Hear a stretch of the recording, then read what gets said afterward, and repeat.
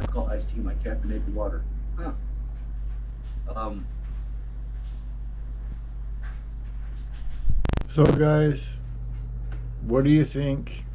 This is the first little vlog I'm putting up, and I'm putting it up with the GoPro footage.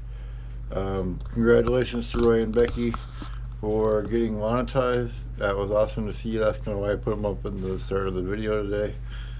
That was awesome to see. I just wanted to get a quick little video up with you guys with the GoPro. Um, because I'm a little bit busy today. We're gonna go for a walk probably tomorrow. I'll go out in the morning and we'll go for a little walk and go see things. But I wanted to get this out there.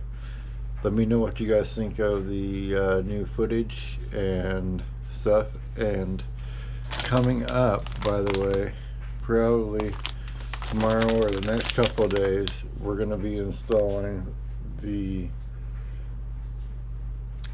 the chin mount for GoPro on the helmet, so you guys can see how that will work.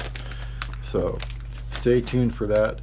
But thank you for watching, and see you guys tomorrow.